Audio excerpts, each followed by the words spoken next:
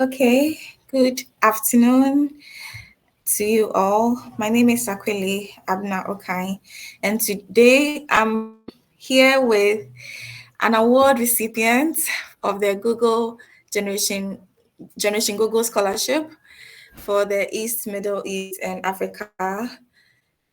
And yeah, it's going to be a very interactive session. But before we go forward to the session, I would like to personally welcome you all to today's ViztaEdu webinar. So what we are doing at ViztaEdu is we are creating a platform for tertiary level students to access opportunities to be able to be empowered to have intellectual conversations about things that are of importance to us, and also to make sure we impact our communities, yes, through our project work. So today we are here to talk about Generation Google Scholarship, and we have a renowned person in our midst. And I would like Martha, I would like you to introduce yourself to our guests here so that we'll get to know you very well. If you can hear me, Martha, you may please Yeah, unmute. yeah. Okay. Thanks, Aquile. Thanks You're for welcome. having me, and I appreciate that. And thanks for all those who joined, especially those who are thinking of applying for the scholarship this year. So basically, I'm Martha Teiko. I'm currently a PhD student at Active in Germany.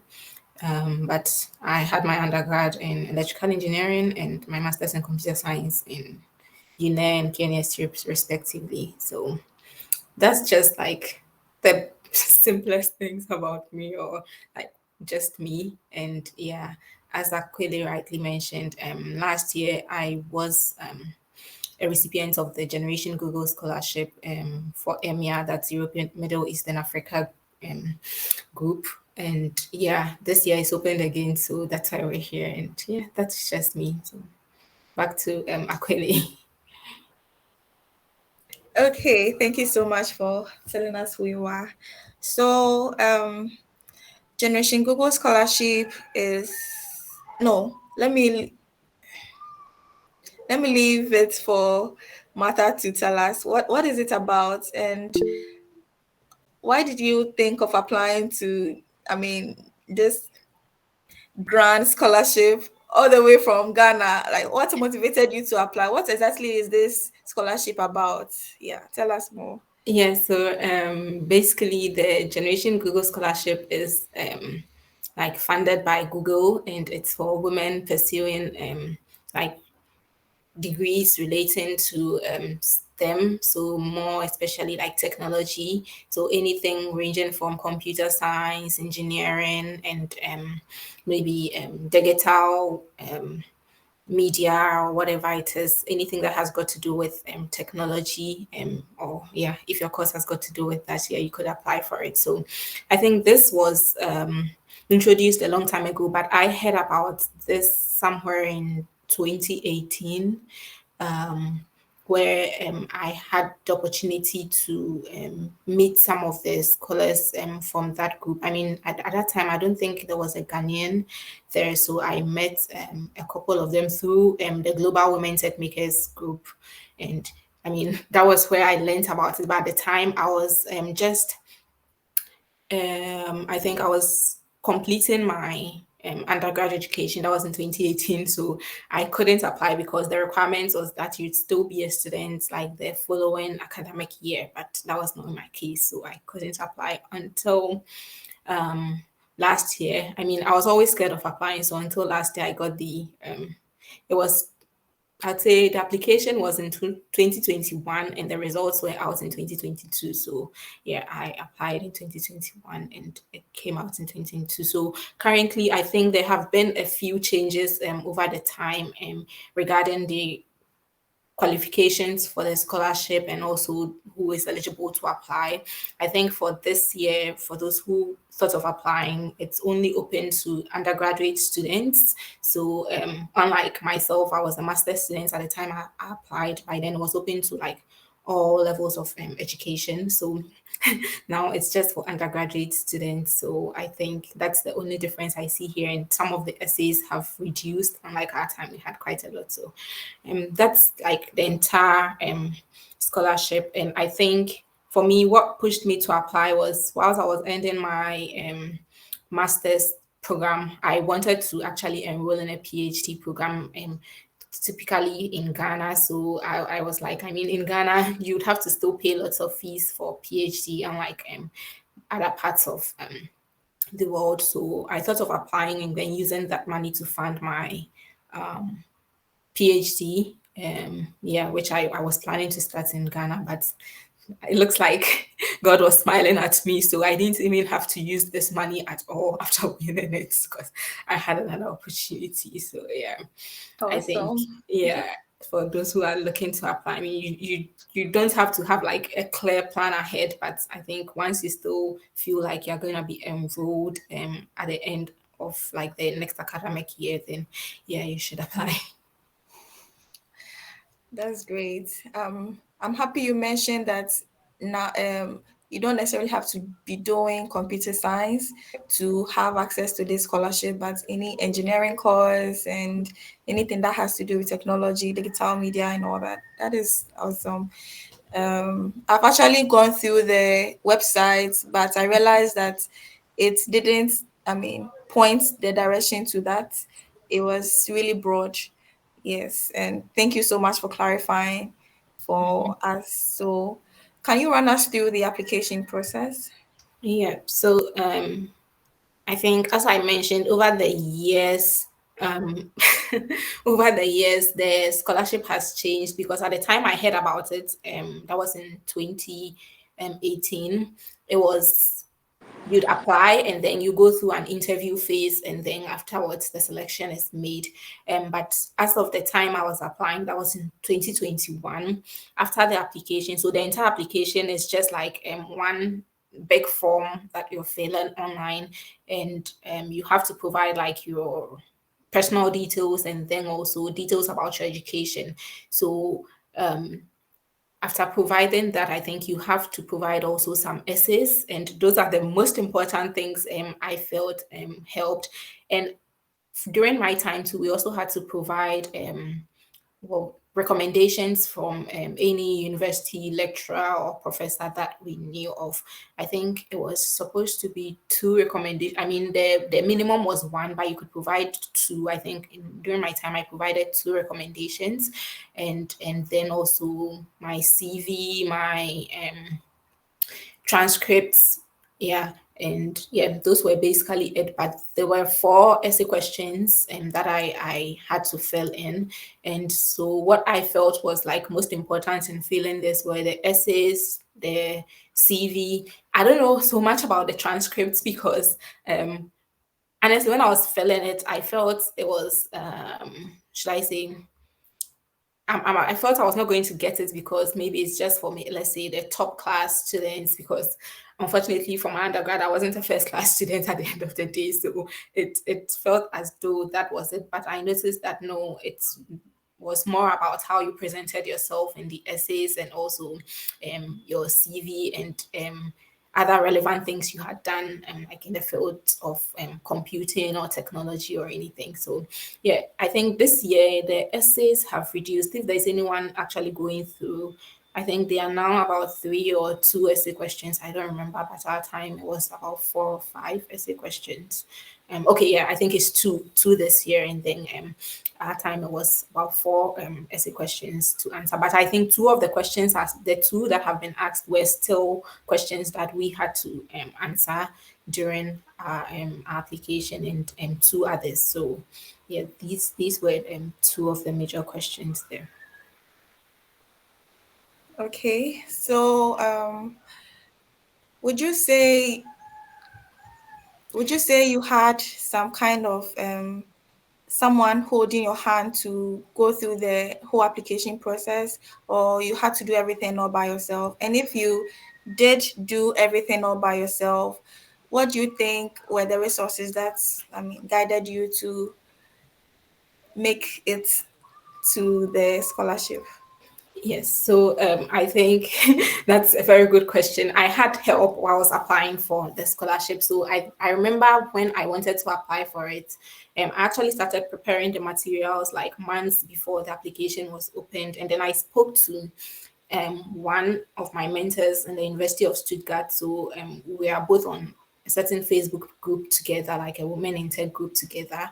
And I spoke to her that I wanted to apply, but I was scared. So she actually was like, "No, I should go for it because she knows I'm good and I can actually get it." So that was where like most of the motivation was coming from. But apart from that, earlier I mentioned I had connections on LinkedIn with some of the previous scholars. So I actually reach out to them, and then so what I did was after I wrote my essays, I sent it out to them and asked them to kindly review them for me, and they gave like useful comments telling me to probably elaborate on something more or take something out which is not relevant, or probably look at it in a different direction. So I actually reached out to about three of the scholars. I didn't know of any Ghanaian at the time, so it was two people from the US. So they didn't even apply for the EMEA group, and then one Nigerian lady. Um, I think she was one of the past scholars for the EMEA group. So I reached out to her, and then she also reviewed it for me before I submitted my application. So yeah, I had help with the essays because I mean the questions might look quite simple, but there are tons of people out there applying for it. So what makes you stand out in answering them? And that was where I needed help from those who had gone through the process to actually share their experiences with me. That's great, and I'm really happy you mentioned that you actually planned for this. You got all your resources even months before the the scholarship. I mean, because you heard of it the year before, right? Yes. Yes, yes. So you prepared, you planned your documents, and you reached out to people who already had gone through it and had successfully gotten the scholarship.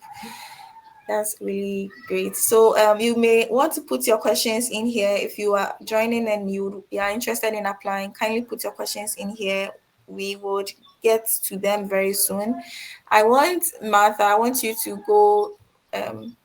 What are the key things to put in your essay questions from your interactions with the scholars and other people, relevant people in your application journey? What are the key things you put in your essays that made it? I mean, you mentioned that you had to make it stand out, right? Yeah. So, what are the key things you put in the essay? So one thing they mentioned was not to go online, like go scrape answers of questions and come and just put there, but let the answers be a true reflection of who you are. Luckily for me, I mean, I'm not too much of a social media person, but at least I have bits and pieces of my journey in tech on Twitter, on LinkedIn, and probably on Facebook, not sure. But yeah, I have bits and pieces of things I do in tech. Even if I volunteer to do something, I have like images, I talk about it there. And those were some things that also stood out for me and helped me. So for instance, let's take the first question and then I'd probably share how I answered it. So it's spoke about a time where you faced a complex problem without a clear path to a solution. Then describe the steps you took to get a detailed solution. So I think this question, and what I did was the main thing I picked up from it was difficult answering this question for me.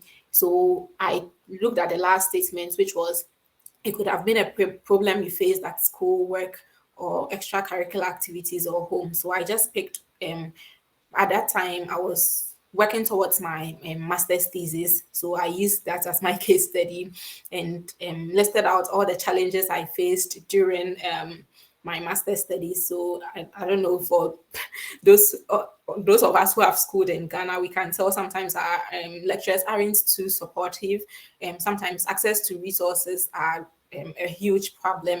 And when you know what you want to do, luckily for me, I knew what I wanted to do, what I wanted to achieve, but there were certain barriers, set blocks. So I wrote it like I was publishing, like making a publication. So I added references, wrote about the thesis topic I was working on, wrote about the steps I was taking to achieve the results, wrote about the challenges I faced, like compute resources, and also at a point even where I managed to use some of Google's available online free resources. I was having challenges with, like, so I was building a machine learning model, so I wrote about having challenges with the model, it not working as I expected it to, things I had to do, read more online, tweak certain values, and I wrote like it as though I was writing an academic publication, and then included references, also academic references, also to that, and added even some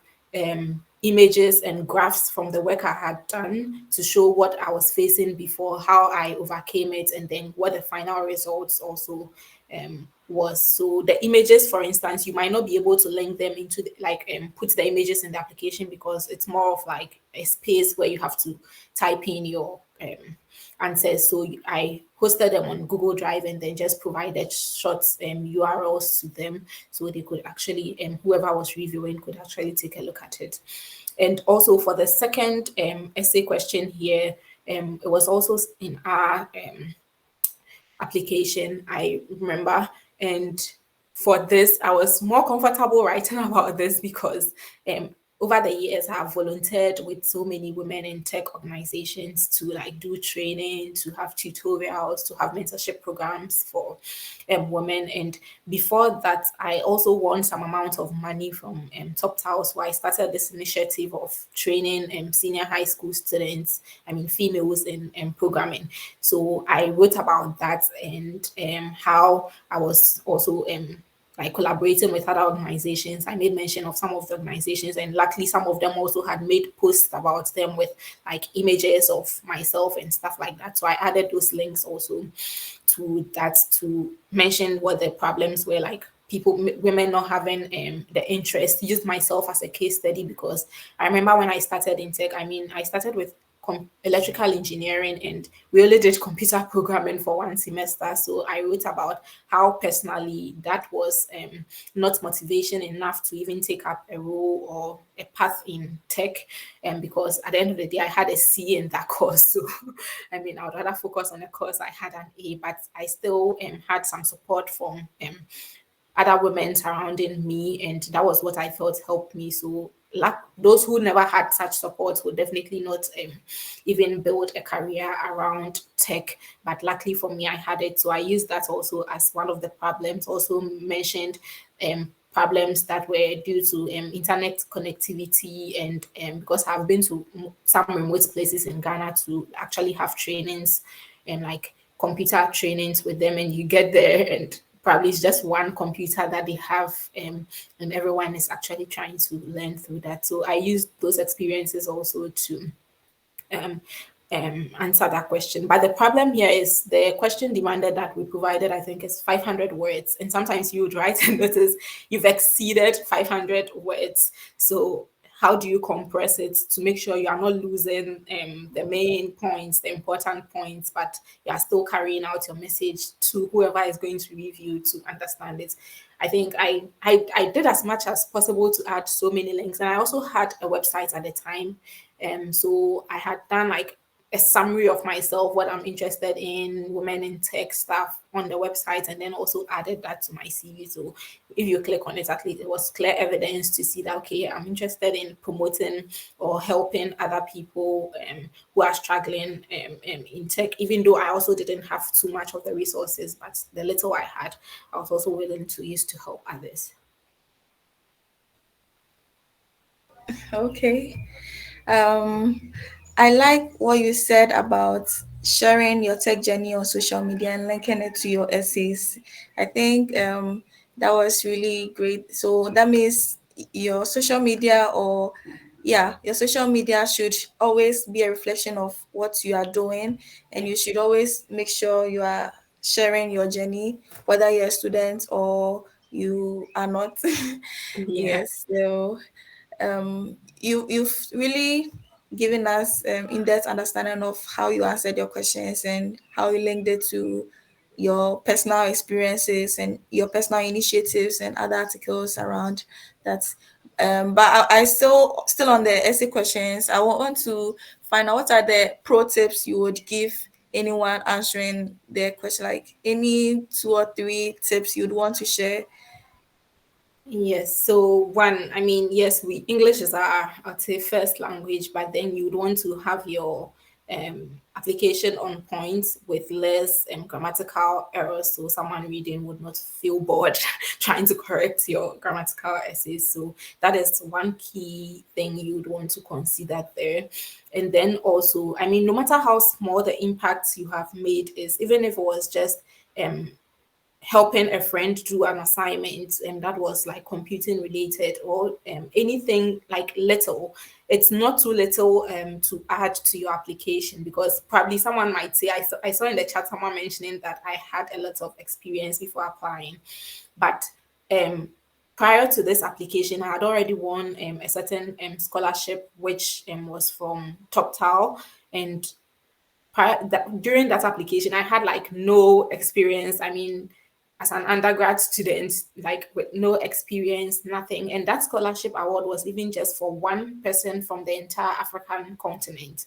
So, me without experience and just like voluntary work, doing voluntary work, I was still able to apply to that scholarship. And then I was awarded, I was awarded the as the scholar for that year. I felt like you don't need to probably have worked with what Google, or have worked with any big tech company or anything, because your little experience, no matter how small it is, you should like be proud of it and write about it. Then the last thing I would say is just be yourself. Don't steal answers. Just, I mean, naturally, I believe every person pursuing any course would have challenges, would have some experiences. Share that, because they are interested to know what the individual person has gone through, and it's not something like they are reading the same thing for every applicant applying for the scholarship. So, I mean, share your personal story and make that unique.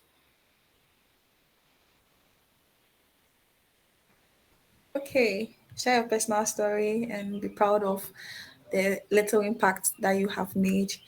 Yeah, thank you for the pro tips. Okay, so moving on. Um, I will also want to ask this question: where, I mean, was it published the people who received their scholarship? Yes, I mean, it, how it did was. they let you know that you have won the scholarship? Yeah, so I think it took several months. I think our application was closed, I think early December or early November, one of them. And the announcement was made the following year, somewhere in April, March or April, yeah. So it's actually on their website. You would see all the scholars for the like a particular year. I think for Ghana, luckily this last year for Ghana were three. Two of them were from Ashesi University, and then myself from KNUST. So the names are published. So just in case you want to reach out to any of the scholars, you can easily reach out to them. I'll probably share the link. Let me see if I can find that. And if you're also interested in guidance, can they reach out to you? Oh yeah, sure. I'm open to support. I think so far I have two people that reached out to me, one Nigerian lady and then one Ghanaian lady who I reviewed their essays, made some comments, and yeah, they are looking forward to apply. And I really do hope they get that. So anyone who is ready to apply this year, if you need any support, you need any help, I am willing to share that.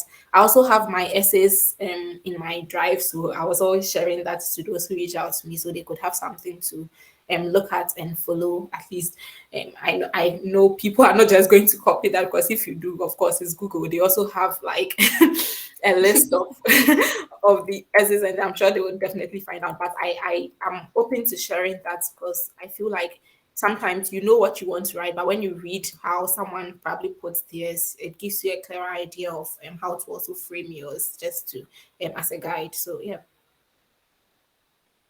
I shared the link to the recipients in the chat Yeah. list, like the entire recipients for all the continents. So you'd see for US, Asia, and so on. Yeah.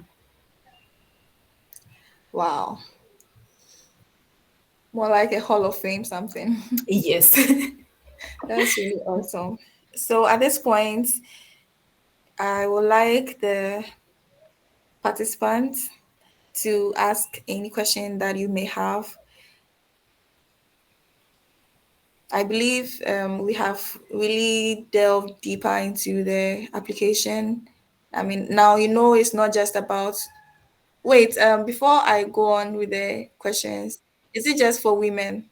Yes, it's just for women. Unfortunately, if you identify as a woman, then yes, you probably can apply. But yeah, it's just for women. Yeah. Okay. All right. Okay. So that was just by the way.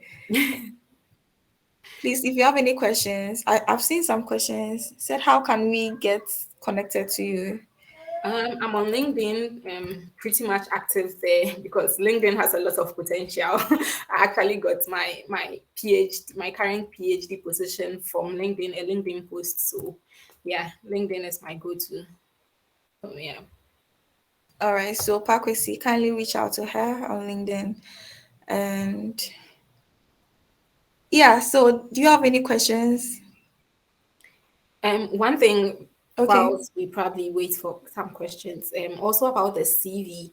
Um, I I don't know, but most people have this tendency of making their CVs very fancy with a lot of like colors here and there. I mean, a simple CV that is should I say on point, that is having the clear headings, that is stating who you are, is like the best option you can get. Just desist from all those fancy colors and everything that makes, unless probably you're applying for maybe a digital um, something media related to media role. But yeah, you should have like a simple CV and not like a 5-page CV. No, I think my CV at the time was just 1 page. Yeah, so at most 2 pages. I wouldn't say do anything beyond 2 pages on your CV. Just list the relevant things, and probably you could list all other things on your LinkedIn page and then add a link to your LinkedIn page. So if they want to know more about you, there's somewhere they go to see all of that. Okay. Thanks for the pro tip about the CV. Yeah. So the floor is as if you have any questions, kindly ask. First of all, are there people on the chat who are thinking of applying? If you are, kindly put up your hand. Okay, I've seen one, two, three. Okay. That's nice. Yeah. And yeah, just one thing for those applying, if you've started the application, I'd say probably within like in a few days you should submit it, because once you submit you can still edit it until the deadline. Don't wait until the deadline before you want to submit, because I mean, I feel like sometimes the application portal starts messing up towards the deadline, because almost everyone is there. So at least if you have everything like in bits and pieces, you can upload them, you can write in the essays, even if they are drafts, submit them, because no one is going to read it yet until the application is over. So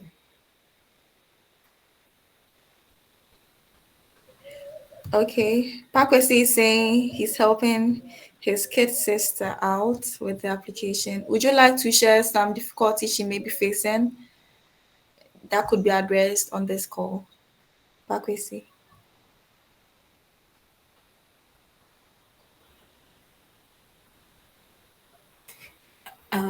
probably whilst we wait on that, I think today one person reached out to me trying to know how to upload her transcript, because she just started her undergrad, so doesn't have any results yet. So what you do in such situations is you upload the results of your last education. So if it was WASI you wrote, just upload that, but write the current school name and like current course you are pursuing, and yeah, you should be fine with that.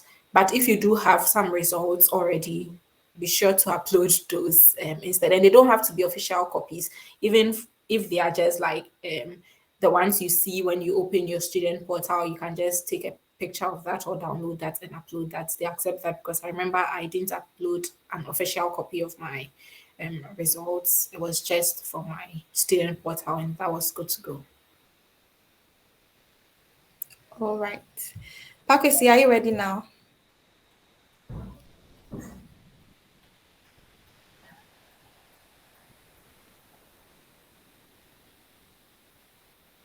Hello. You may please unmute.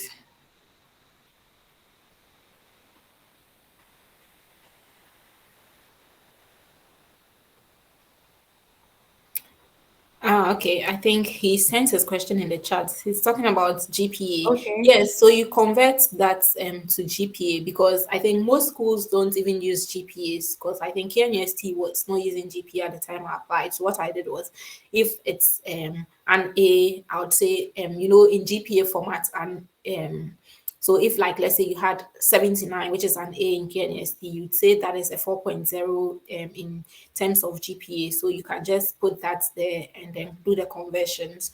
But what you can also do is, there are free tools online that you can use to convert like CWA or whatever into GPA. So even if you don't know, for instance, I think for WASI, if you are using secondary school certificate, you might not know the actual mark you got, but we all know the WASI grading system. So we know an A is probably 80 to probably 90. So there are converters you can use. So you just put 80 for one particular grade, one particular course, maybe 70 if it was a B for another particular course, then the application would how I can convert that into GPA formats for you. I think, let me see if I can find one of the tools I used, because I was using CWA at the time, but I had to convert it to GPA myself. So let me see. Okay. So yeah, A you gentle, can do that yeah. yourself. Yeah. A gentle reminder that if you have any question, you may please put it in the chat box. Yeah, hello. Yes, Pakwesi. Sorry. I think I went off. Sorry. Yeah. Please go Please. ahead. Okay, so what I'm actually applying for my kid sister is not for the African.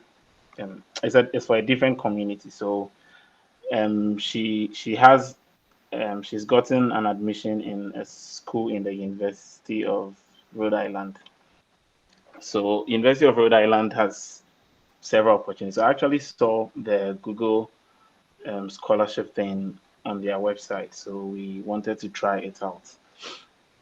Basically, through the application process, I think the challenges has been the writing of the essay, because she writes the essay, she brings it, I read it, and I'm like, oh, we need to add this. So we keep on building on the essay to add more essential details to it. So I think most of it has to do with the essay. And another thing I had a problem with was, we are Ghanaians, and then our high school results are usually not in GPAs.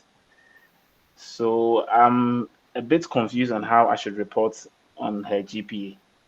I don't know if Martha can um, offer some help on that. So the scholarship she's actually applying is the Generation Google Scholarship for North American. So if you get a school in North American and you are an African, you can apply for that Yeah. scholarship. So that's what we are applying for. Yes, so you can convert that. You can use one of any GPA converter, like you can probably select maybe a CWA to GPA converter, and then you'd find available converters online where you can just specify. So, for instance, in Wasi, as I was explaining, if she had, let's say, an A in social, you would see that the some of the calculators would be requiring you to put in the mark and then probably the credit hours associated with them. So you can just put like A would typically be an 80 or a 90. So you can just put 80 or 90 because GPA, in calculating GPA, whether you get an 80 or a 90, it doesn't matter. It's all like just like 4 points. And then a B is 3. I think, is it 3 or 3.5? I've forgotten. But yeah, so they do that calculation and then divide at the end of the day. So I could probably look for one of the GPA converters, which I used at the time. I wouldn't remember which one exactly, but I can look at them and then send you one. So you can just put the grades there, either A or 80, 90. If it was a B, you put a 70, then it will do the conversion for you and then you can put that in there. But then for uploading the results, you have to upload it in the original format, like in the WASI format. Yeah. But just one question to Pakwesi. Is your sister already enrolled in the university? Like, has she started? Because I think it's one of the requirements. If you are not yet enrolled and you are now looking to enroll, they would wait until you are enrolled before they consider your application. Okay, I don't know, but I'm thinking that has changed because looking at the eligibility, they stated that if you've been admitted and you are even not enrolled yet, Okay, and you'll be that's for yes, North America. Okay, yes. If that's if good. you are if you've been admitted and you are yet to enroll, Enroll. yes, you are yet to enroll in this fall 2023, you Okay. are good to apply. Okay, I think then that's better than the EMEA group because EMEA states that you have to be currently enrolled. So that's like one bad thing because some people are just waiting to probably get a scholarship before they can even get enrolled. So I think then that's good.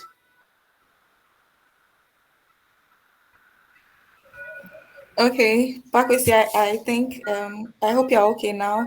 Sarah has a question in the chat. Sarah is saying, are you a visiting or exchange student at the university indicated above? My answer to it was no.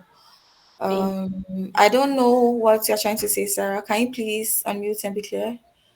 Yes, I think I do understand. I've been a visiting Okay, student okay, before. So at the time I was applying, I okay, was still a KNUST student, like generally, but I the person who wrote the recommendation for me actually is in Germany and invited me to her research group to come and do like a 3 months research with her. So at the time, um, I mean, I was a student, so I would say I put in KNUST because I'm actually a student in KNUST.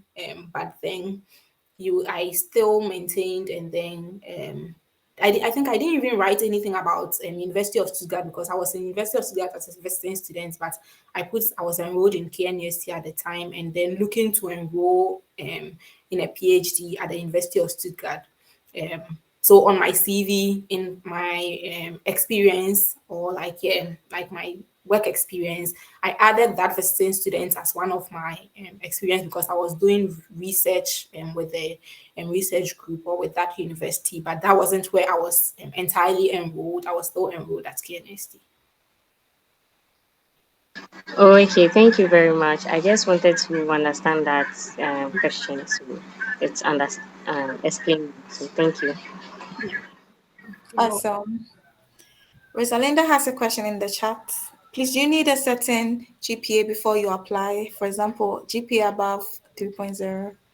No, there's no She GPA addressed this earlier. requirement. Yeah, there's no GPA requirements for this. And that's one good thing about the scholarship because they actually put your like GPA aside and look at you as an individual. What's your case? What's unique about you? What have you done to also help other people around you? And that's one of the things they look at. I mean, of course, if you have a good GPA, it also adds up. So let's say if they are rating everything, maybe your essay is out of 10, your GPA is out of 5 or anything. Whoever has a higher GPA will probably get a 5/5 for that. But probably if you have a lower GPA, you get maybe a 4 or a 3. But honestly, I wasn't a first class student. I mentioned that earlier, and I got it. And I mean, I've gotten several scholarships without being a first class student. So I sometimes feel like GPA aside, you should also have things that speak for you. So if you are involved in other projects, other work that are really, really good, you can use that to push your application. Awesome. That's great. Okay, so we'll be wrapping up very shortly. If you are still unsure about anything, Martha, I would like to find out the scholarship. How was it presented to you? Did it pay your tuition or they just gave it to you? So again, one funny thing. Actually, the scholarship amount is given to you personally, not to your university or any long process. No, no, no, no. Once you are selected and they send you the email, the next thing they'll tell you is somebody, an employee from Google, will reach out to you to help disperse the amount. And what they do is they would ask you if you have like an European account, or let's say an Euro account, because they'll be sending the money in euros. If you don't have an Euro account, you probably have to go to your bank in Ghana to get like either a Swift code or whatever it is, to a route code to be able to channel the money equivalent in your local currency to you. But for me at the time, I had a Wise account. Wise accounts are easy to create wherever you are. So I had a Wise account, and with Wise you can create different currencies on it. So I did that, and it was channeled to me, so not to my university or anything. And that was one good thing about it, because as I mentioned, when I was applying, I was about finishing my master's and looking to enroll in a PhD. So I was looking at some scholarships, and if there was none available, I was looking to enroll in KNUST again. But I think by the time the scholarship was announced, I was done with my master's and had gotten another scholarship from a university to do my PhD. But they still gave me the money because, yeah, you deserve it, it's your money. So whatever you want to use it for is up to you. Okay. All right. There's a question here. Are there multiple steps in the application process? Like after the submission, we do an interview or something? For my time, no, there was no interview. So it was a long wait. It was like 3 months wait. So you might probably have forgotten about the application at the time the results would be announced. But I think they sent out emails to those who didn't get the scholarship first, and then afterwards they sent those who made it. So there was no interview, there was nothing else. But what I was doing was, so I mentioned I had a website at the time. So I had hosted like a website on this free Python Anywhere site. And I'd put in Google Analytics in that website because I was anxious to know if I was even going to be considered. So every time I go to check who is like coming to the website, just to know whether they are actually reviewing the application, visiting the websites for details. And yeah, I was just using that because I was anxious, because you don't hear from them until the applications, or until they've selected their winners. I think prior to that, like 3 years before, they actually used to have interview processes. So those shortlist have interviews before they do the final selection. Okay. Sarah has sent a connection on LinkedIn. Yeah, I'm accepting that now. Let me Okay. see. Is there any other question? So this session will be recorded. It's being recorded actually. It's being recorded and will be put on the ViztaEdu YouTube channel. So ViztaEdu, we organize webinars from time to time to discuss things that we think are of relevance to tertiary level students or young people.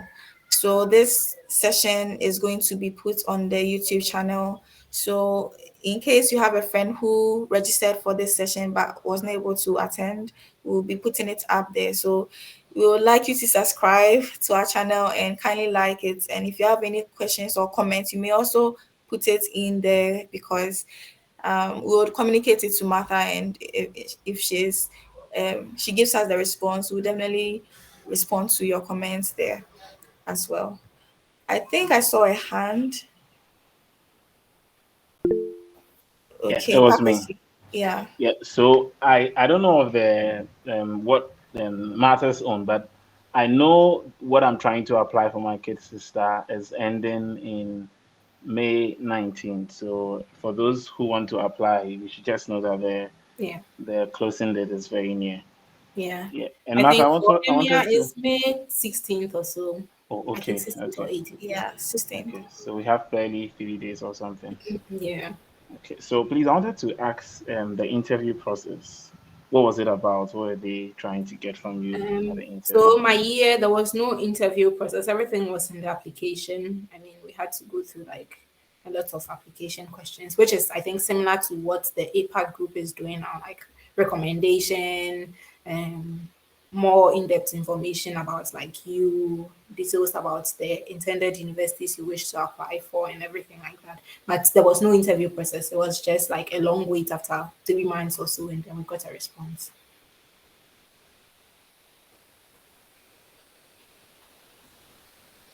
Yeah, so I think the interview came up because someone asked that question, but from the website and from Martha's experience, there is no interview. You just submit your application and then you have a long wait, and hopefully you are accepted in the scholarship program. If there are no questions, I would like to say a very big thank you to you all for joining this session, especially our guest speaker, Martha. There's another hand. Pakwesi. Yeah, Madam Presenter, sorry, we didn't get your name. I want to connect with you on LinkedIn, so if it's possible, you can drop your name for us. Me. Okay. Okay. I'll share my LinkedIn handle very shortly. My name is Aquile Okay. Yes. I'll share my LinkedIn handle very shortly. We do this webinars, as I said, we do this webinars every now and then, but we mostly do webinars on the last Thursday of every month at 7 p.m. So we have this discussion. For instance, this particular month, we are talking to a mentor who is going to share topics to discuss with a mentor. If you're a student or you're just a young person who needs a mentor in your academic journey, you may want to learn how to talk to your mentor. So this is the flyer for that. I was just going there. That's yeah. So you can I'll share the link to register also quite shortly for you to register. But if you registered for this session on Eventbrite, you should have seen that link over there as well. Okay, I'm getting the link right now. But yeah, last week Friday we had this session LinkedIn for beginners, and if you joined the session or you weren't able to join but you registered for the session, it's up on YouTube as well, on the ViztaEdu YouTube channel. So if you are interested to learn how to maximize LinkedIn, I'm really happy that Martha talked about her social impact, how she was able to put it out on LinkedIn.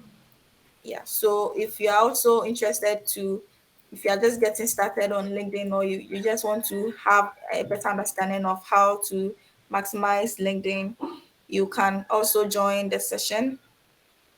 And yeah, I'm sharing the link to the session coming next 2 weeks Thursday.